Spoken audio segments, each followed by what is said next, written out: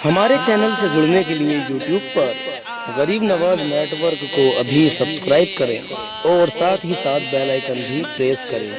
शुक्रिया। पर जलवाबाद खतीब आज़म हिंदुस्तान मेरे बड़े भाई मोहम्मद समीर रज़ा साहिब क़िबला और दूसरी जानिब मेरे बड़े भाई हज़रत मौलाना मोहम्मद आमिर रज़ा साहिब क़िबला शायर मुल्क हिंदुस्तान, मेरे बड़े भाई शान अरब मुरादाबादी साहिब क़िबला और नतीब आज़म हिंदुस्तान कारी मुनाजिर हुसैन साहिब क़िबला। माशाल्लाह ये स्टेज देख रहे हैं, यही ज़िम्मेदार उलमा इकराम हैं और इनके चेहरे जो है एक लाइट में है एकदम। सबको आप जानते हैं, सबको आप पहचानते हैं। मैं किसकी तारीफ़ करूं, जिसकी जितनी तारीफ़ करूं उतनी कम है, इसलिए जो अपनी जगह इस वक्त है वही ठीक है।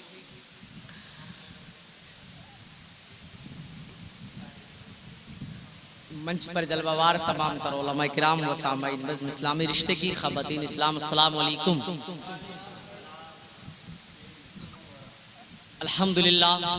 अल्हम्दुलिल्लाहि रब्बिल आलमीन वल आक़िबतु लिल मुत्तक़ीन वस्सलातु वस्सलामु अला सय्यिदिल मुरसलीन व अला आलिहि व अस्हाबिहि अजमईन। अम्मा बाद फ़अऊज़ु बिल्लाहि मिनश शैतानिर रजीम। बिस्मिल्लाहिर रहमानिर रहीम। या अय्युहल्लज़ीना आमनुत्तक़ुल्लाह व कूनू मअस-सादिक़ीन।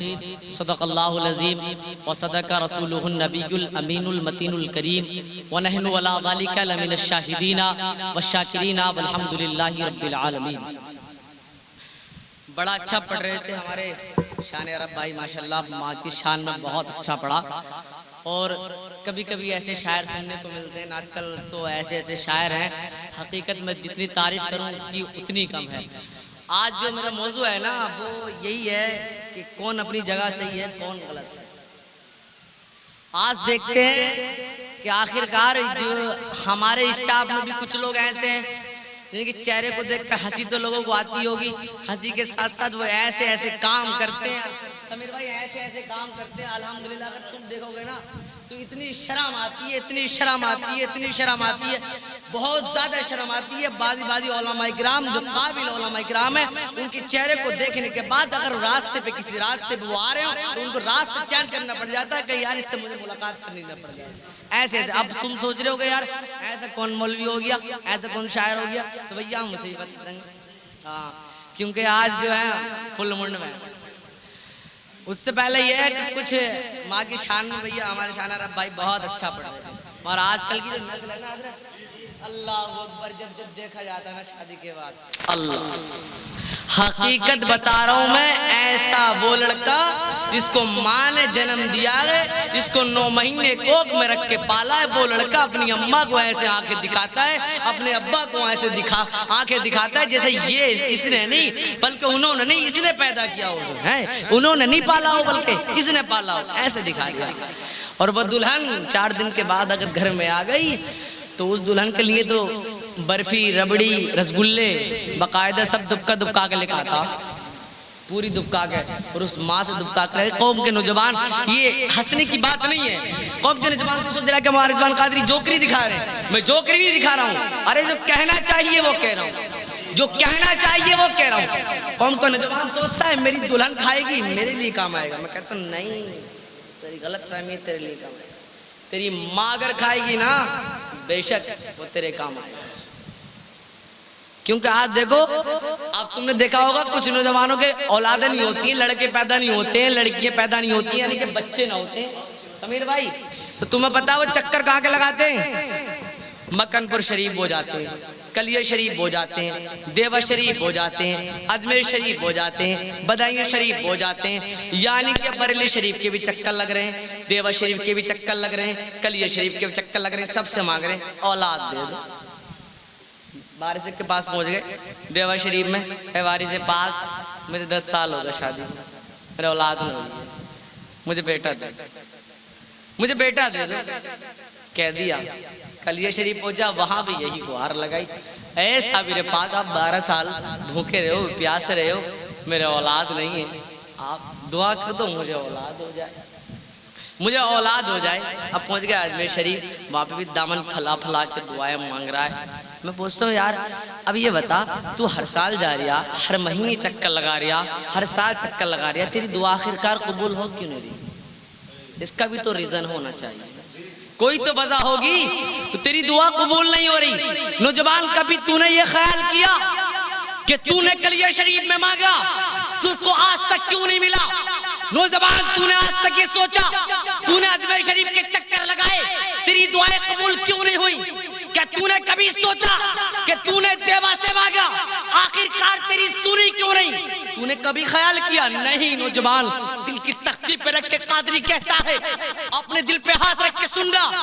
आज तू कलिया शरीफ के चक्कर लगाता है, देवा शरीफ के चक्कर लगाता है, इसको बेटा नहीं मिलता, इसको औलाद नहीं मिलती, आखिरकार मिलती क्यों नहीं? मालूम है नौजवान, उस माँ को छोड़ के जाता है, उस माँ को छोड़ के जाता है कलिया शरीफ, जिसने 9 महीने अपनी कोख में रखने के बाद जन्म दिया है, जिसने 9 महीने रखने के बाद अपनी कोख में अब उसको जन्म दिया है, और उस बाप को छोड़ के जाता है तो खुद ना खाता था, उसको खिलाता था उस बाप। वो बाप खांसते खांसते परेशान, और तू कलिया शरीफ के चक्कर लगाते लगाते परेशान।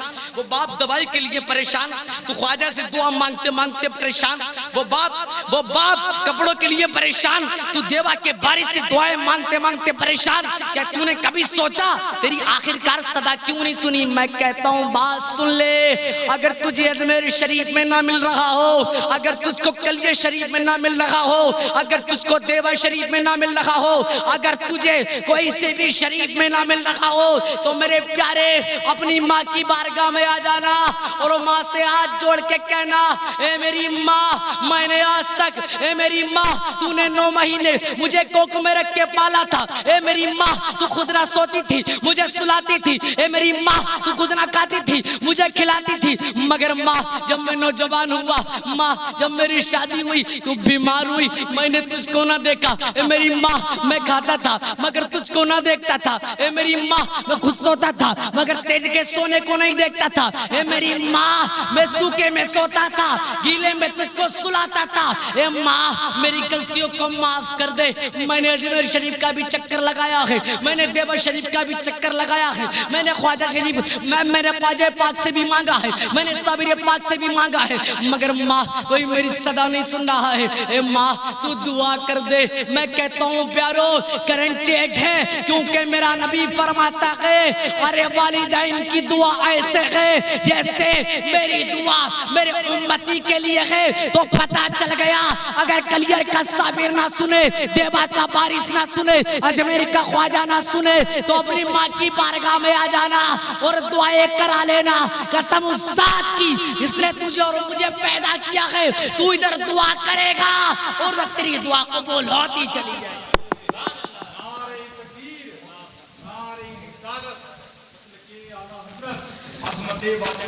मगर मगर मगर बात सुनो, अल्लाहू अकबर ऐसा क्यों कर लेगा? उसकी सास मना कर रही है, ऐसा नहीं कर सकता, ऐसा नहीं कर सकता, उसकी सास मना कर रही है, कभी नहीं कर सकता। प्रभु उन माओ से कहना चाहूंगा जो लड़की की माँ है ना, माँ है, अगर बेटी के लग जाए अगर रैपट, अगर मार दे शोहर गुस्से में, क्या कर रही है, बल तो मानना नहीं चाहिए, खैर अब मार भी दिया धोखे में, तो भैया वो डायरेक्ट अपनी अम्मा के पास चली जावे, डायरेक्ट चली गई, मार के मुझे बहुत माला, मैं न जाऊंगी माँ को। ठीक है बात हुई भाई, तेरे बाप ने 2.5-3 लाख रुपए शादी में तेरे लगाए हैं, अपना भैया 5-6 लाख रुपए लगा के बाद जमीन रख दी, ये रख दिया, वो रखे, इतनी बड़ी डिमांड है, डायरेक्ट मांगे। अब तो 4 व्हीलर डायरेक्ट मांगे। अब तो बताऊं, खुद से 4 व्हीलर में पैसे, तेल डालने पैसे नहीं है उसके पास, तो कह रहा बिलोरो लूंगा, बिलोरो डायरेक्ट कह रहा।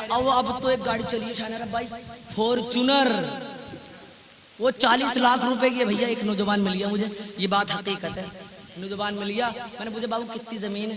बोला ज्यादा ना 10 एकड़ है। मैंने कहा अच्छा, मैंने कह रहा मैंने कितने भैया? बोला कि 5 भैया। मैंने कितनी आई? बोला 2-2, वो 1-1 एकड़ आई, 1-1 आई, 2-2 आई, 2-2 आई, 2-2 एकड़ आई। मैंने कहा अच्छा, शादी कर रहे हो अपने भाई के? बोला हाँ। मैंने कौन सी गाड़ी में ले रहे हो? कह रहे हमने तो कह दिया दहेज ना चाहिए। मैंने क्या चाहिए? बस फॉर्च्यूनर के पैसे दे देना, बस काफी। मैंने कहा वाह। सांप भी मर गया, लाठी भी न टूटी, यानी कि काम भी हो गया, दहेज भी नहीं मांगा, मांग भी लिया। अबे अकल के अंधे, अगर वो तुझे फॉर्च्यूनर देने लगा तो ये बता उसके बाप का हाल क्या होगा यार। 40 लाख कहाँ से लेकर आएगा, कहाँ से लेकर आएगा 40 है, कहाँ से लेकर आएगा 40 लाख, ये बता।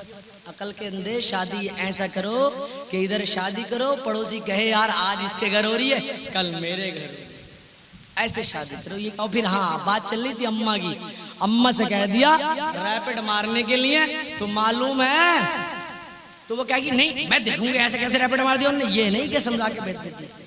एक कौम की माओ और कौम की लड़कियों, आज पादरी आपको बताना ये चाहता है, मेरी बहनों, मेरी बाओ, सुन लो, अगर आपकी बेटी की शादी हो जाए ना, शादी, अगर वो अपने आपके घर से और अपने घर चली जाए ना, अगर उन दोनों में लड़ाई हो जाए, अगर तुझसे आके कहे ना कि उसने मुझे मारा है, तो कहना जा तेरा घर वही है, जा तेरा घर वही है, वही मानने वाला है, वही छुपाने वाला है। अगर माओ तुमने इस तरह कह दी तो कसम उस जात की मेरे प्यारो, इसने आपको और मुझे बनाया है, ये तलाक नाम का शब्द खत्म हो जाएगा, दुनिया में अमन ही अमन नजर आएगा।